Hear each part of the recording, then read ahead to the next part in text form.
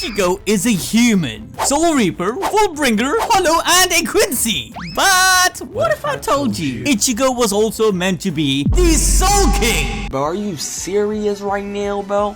Yep, like come on, you can't have a shonen protagonist without eventually transcending into something beyond a human, a supreme being. And a lot of us haven't even dived into the novels of Bleach, which are canon. I mean, who reads in 2022? Am I right? This is good because I could barely read, so I like looking at pictures better, you know? So today, I'm going to explain all the details you might have missed regarding Ichigo and the insane truth about the most powerful being, the Soul King.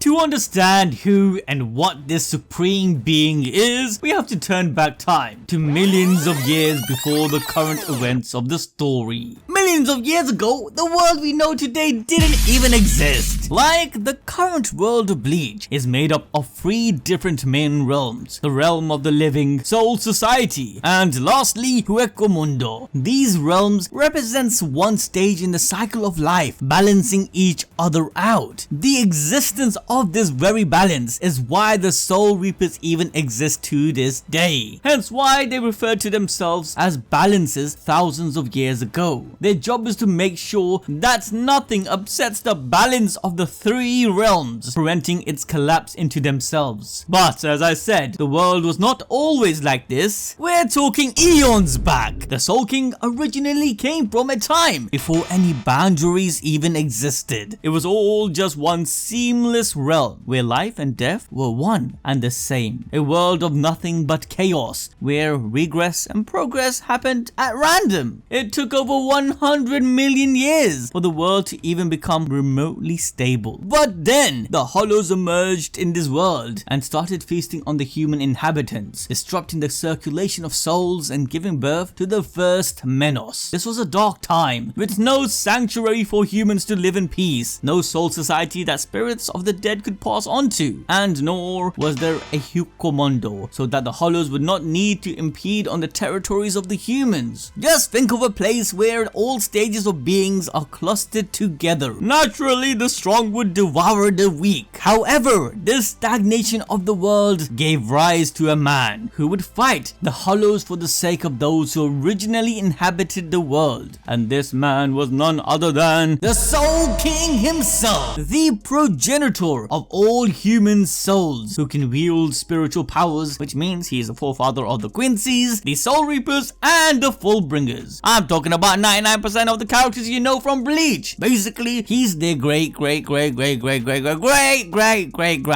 Yep, the Adam per se of any worthy characters we see. And this dude was strong, as stated in chapter 22 of the Bleach novel, Can't Fear Your Own World. The Soul King was so powerful that he was effortlessly able to destroy numerous Menos-class Hollows, reducing them all to mere sand. The leader of Squad Zero, Ichibe Hyusobe, who was also present during this time, admitted that there was no one who could even compete against the Soul King. He had no equals. However, being the protector of the primordial world, his actions against the Hollows did not come without consequence. Yes, the result of eradicating so much Hollows was the destabilization of the world due to the lack of balance between the souls. Remember guys, this is a similar issue the Quincy's of the far future would create. By eradicating the Hollows instead of purifying them, the souls of the Hollows would cease to exist. The complete disappearance of the soul is what tips the scale in the fragile balance of the world. It's the very reason that Soul Reapers were forced to start the annihilation of the Quincy's over 1,000 years ago. To put this into perspective, in the 1,000-year Blood War arc, Mayuri had to go ahead and completely eradicate the souls of 20,000 innocent people in Rukongai just for the sake of balancing the sheer amount of Hollows the Quincy's were also killing. So I hope you guys get the picture on how serious the issue of eradicating Hollows is. But coming back to the Soul King's early years, to fix the destabilization of the world that he caused, 5 powerful beings from his time came together to put a stop to the Soul King. These beings were the ancestors of the 5 noble families: Shihoin, Kuchiki, Tsunayashiro, Shiba, and one other clan. Now, whilst their objectives aligned, their intentions did not. not. Like Tsunayashiro wanted to control the Soul King's divine power. The unnamed clan ancestor wanted to create a lid to cover up the pit which would become known as Hell. Kuchiki wanted to create order. Shihoin wanted to advance the stagnant world. And finally, Shiba wanted to create a world where hollows could live on their own in peace. Eventually, these five realized that in order to accomplish their goals, they had to split the current world into 3 new ones, but they needed the power of a transcendent being to do so. And guess who that would be? The Soul King himself. You see, the Soul King, along with all his other broken abilities, also possessed a power that made him nigh on omniscient and omnipotent, called the Almighty. Yep, this ability's name is kind of self-explanatory. Now, with this power, the Soul King is able to completely perceive and change the future at command. But having a balls-deep prediction ability isn't the only thing this almighty power bestows. It also entails a power to manipulate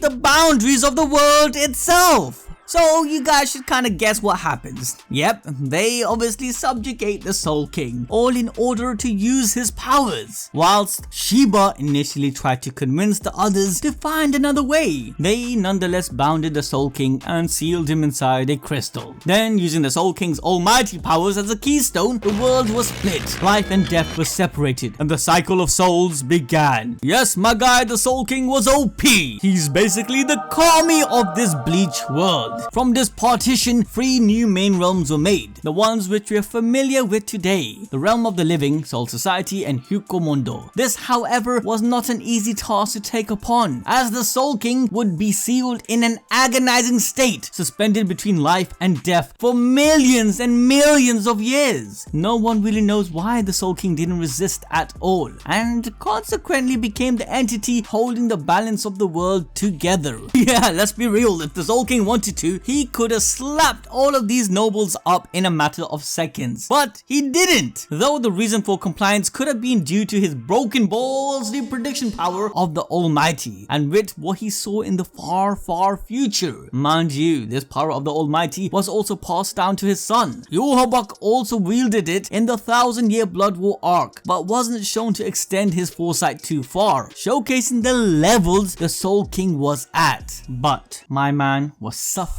from success. He was so powerful that the 5 noble ancestors from back then feared him tremendously, to the point of crippling the shit out of him. They were taking no chance. Sealing him wasn't enough, though you gotta be some cruel, cold-hearted bastard to tear out the organs, the heart, and all the limbs of the man who's willing to sacrifice himself to save the world. Like, what did bro do to you? However, even though these 5 so-called balances split the Soul King's body into 6 parts, he survived to this day, being sealed alive. Speaking of these body parts, some of the smaller fragments ended up giving a few souls spiritual powers, allowing them to become full bringers. Yes, that's how these lot actually came to be. But weirdly enough, some of the bigger body parts of the Soul King eventually gained its own sentience. For example, the left and the right hand of the Soul King both became alive, having their own conscience, where the right ended up bonding with Ukitake and the left became a Sternritter who would serve Yuhaba. Each of these hands oversee both stagnation and progress respectively, where they either have the power to halt progression or advance it. Funny enough, this was also the action of the Soul King during his era. He alone had the power to continue the world's progression or regress it entirely. These sentient body parts would also explain why later the Soul King himself is shown to exhibit a bland bot-like detached personality, since he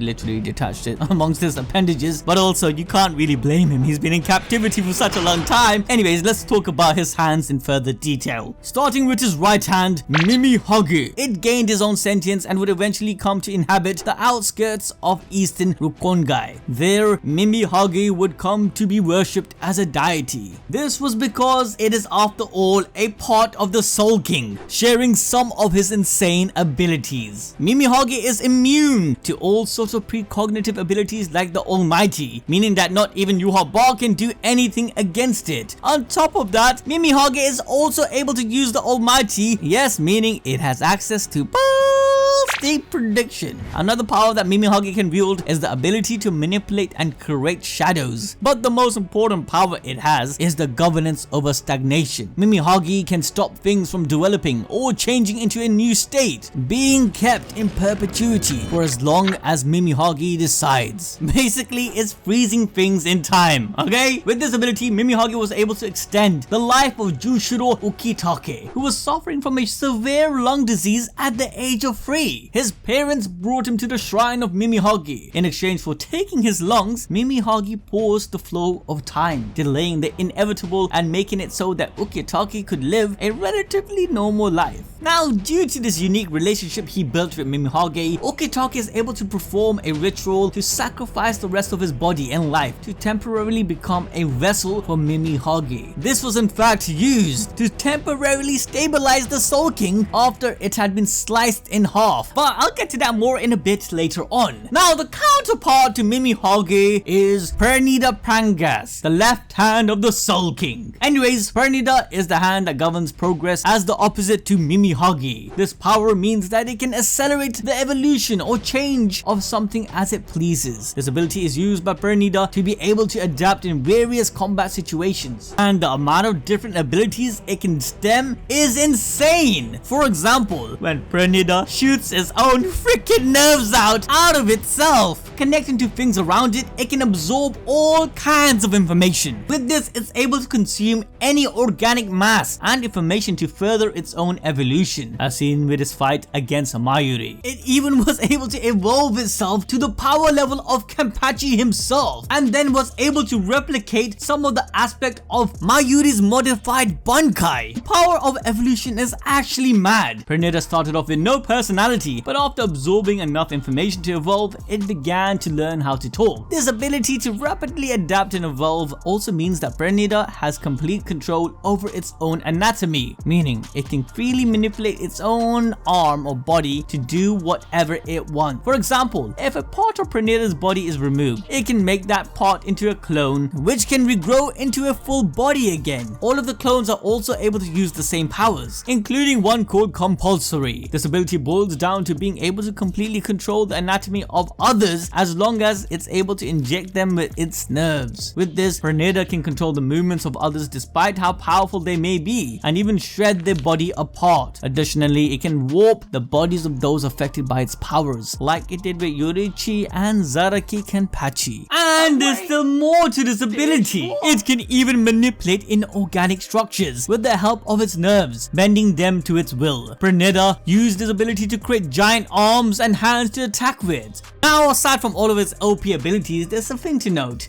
Due to being part of the Soul King himself, it wasn't given any abilities like the other Sternritters by Yuhaba. Rather, it had its own abilities from the start. But with that in mind, Gerard also never got his abilities from Yuhaba, leading to a lot of the Sternritters to speculate he too is an aspect of the Soul King. And to that, I say, we gotta hire these people because their prediction of the manga were correct. Gerard Valkyrie is actually the heart of the Soul King, with the power called Miracle. This power, as the name would allude, allows him to manifest miracles. The more improbable the event that he's trying to manifest is, the more likely it will happen. Basically, the power of plot armor. When facing Byakuya, Shinji and Renji, he claimed that it seemed impossible for him to win, which meant that his power could take effect and create a miracle which made him powerful enough to win the fight. This power is literally broken. So with all of his appendages and their insane abilities, think how powerful the Soul King himself would be. These lot were just separate part of his body, each of these characters being at a top tier within Bleach, where even one hand is able to clap a lot of the captains in Gote 13, no pun intended. So just imagine the whole freaking body. The Soul King is definitely the most powerful being in Bleach.